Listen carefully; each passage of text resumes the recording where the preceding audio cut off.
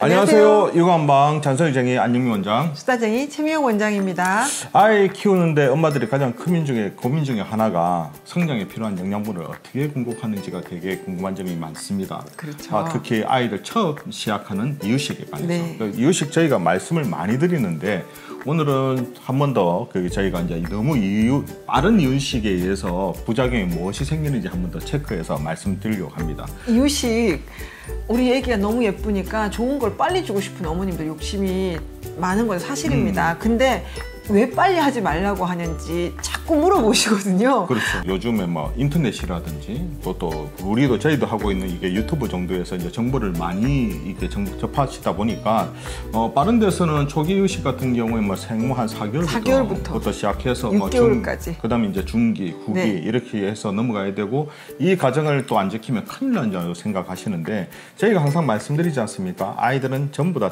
좀 천차만별입니다. 다 틀립니다. 소화가 잘 된 애들은 그걸 따라갈 수도 있겠지만 소화기가 약하고 특히 엄마 아빠가 소화기 약하시게 되면 아이들도 그럴 수가 있거든요. 그렇죠. 그래서 아이들이 제일 중요한 건 이유식을 잘 이게 소화하고 흡수할 수 있을까, 그게 가능할 수 있을까, 그 시기를 봐야 됩니다. 그 시기가 언제쯤인가가 개별적 차이가 있고요. 우리 영유아 검진에서 빨리 이유식을 시작하라고 한다고 해서 거기에 너무 마음 쓰지 않으셨으면 좋겠습니다. 그래서 이제 오늘 저희가 너무 빠른 이유식의 부작용 증상에 대해서 이제 몇 가지를 체크해 드릴 텐데 이제 첫 번째는 이유를 알 수 없는 고열이 자꾸 생긴다. 그렇죠.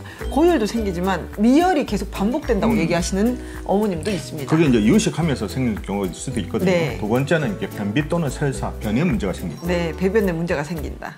세 번째는 변 보는 횟수가 부쩍 많아진다. 네, 이것도 사실은 배변의 문제죠. 그렇죠. 소화가 잘 안 돼. 그리고 이제 그 다음에 이제 잦은 감기나 콧물을 흘린다. 네. 감기 기운이 계속 반복이 되는 거죠. 그렇죠. 이제 한의학적으로 아이의 체증이 바로 감기와 연결이 되거든요. 뭐가 속이 편하지 않으니까 자꾸 감기 증상들이 아까 미열도 그렇지만 콧물이나 이런 다른 감기 증상들이 조금씩 드러나는 거는 뭔가 소화에 부담이 생긴다 이렇게 보시면 됩니다. 그리고 밤에 자주 깨고 낮에도 칭얼거림이 심하다.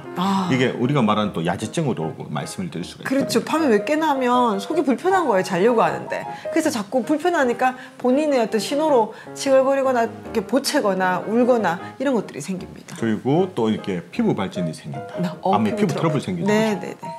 이제 아마 이런 부작용이 있다 그러면 이게 특히 이유식하고 나서 생겼다 그러면 한번 이게 좀 체크해 줄 필요가 있습니다. 네. 근데 어머님들이요 이런 증상들이 있었음에도 불구하고 무엇이 원인인지 몰라서 그렇죠. 한의원에 오시는 경우도 많습니다. 이게 이유식 시기가 겹쳤다는 거를 그때 와서 아시는 거예요. 이제 설명을 듣고 이제 진단을 받고 그때 가서 느끼시는데 오늘 이 영상을 보시게 되면 한 번쯤은 우리 아이의 대변을 관찰하시고 이유식을 시작했다면 맞는지 안 맞는지 한번 체크해 보실 필요가 있습니다.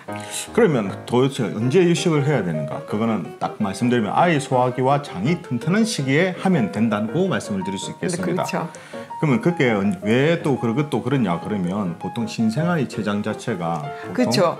그 아이의 췌장이요. 그렇죠. 성인 기능의 20에서 25% 정도로 태어나기 때문에 이 아이가 한 4-5개월 생후 4-5개월 때는 아직 췌장 기능이 다 이렇게 제 기능을 하지 않을 시기입니다. 근데 그게 한 돌 때 정도 돼야 12개월 정도 돼야 이제 그 기능을 어느 정도 하고 있을 때라 사실 늦을수록 좋습니다. 이유식은요.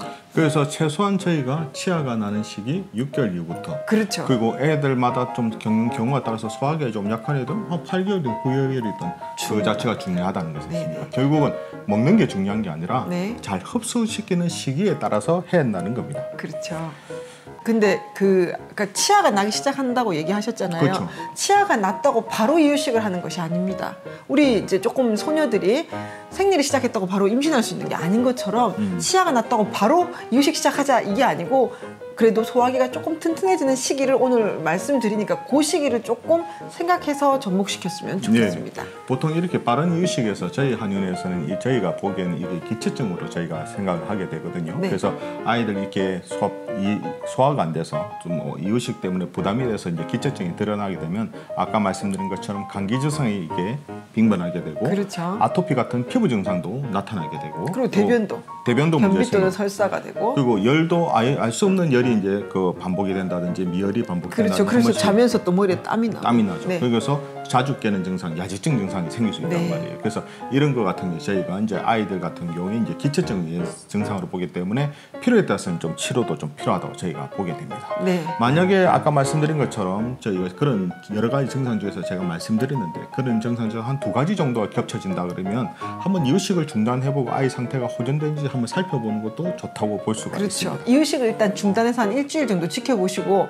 이 아이의 그 원래 나타냈던 2가지 증상이 좋아지면 이 아이는 이유식이 원인이었던 게 맞으니까 당분간 이유식 시작하지 않는 것이 이 아이한테 맞는 것입니다.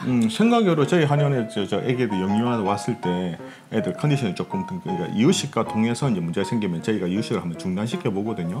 중단시켜 봤을 때 아이들 증상이 급격하게 좋아지는 경우가 상당히 많습니다. 네. 그래서 이번 시간에도 한 번 더 그걸 한번 더 말씀을 드리게 되는 것입니다. 네, 소화가 잘 돼야 모든 감기나 면역이 이렇게 좋아집니다. 근데 소화가 안 되는 건 어머님도 못 느끼시겠지만 이런 이유식이 아이의 소화에 부담이 돼서 여러 가지들이 파생되니까 그 부분을 꼭 체크해 보시고 혹시 이런 증상이 2개라도 있으면 끊었다가 중단했다가 아이 증상이 좋아지는 걸 확인하시면 됩니다. 좀 늦으신 것 같지만 그래도 아이들 같은 이게 속이 편해야지 다른 것도 다 좋아지는 거거든요. 그래서 너무 다른 애들하고 비교할 필요는 없습니다. 우리 아이들 같은 경우에 각각의 체질과 그 능력이 다 소화 능력이 다 다르기 때문에 조금 천천히 가셔도 괜찮습니다. 네.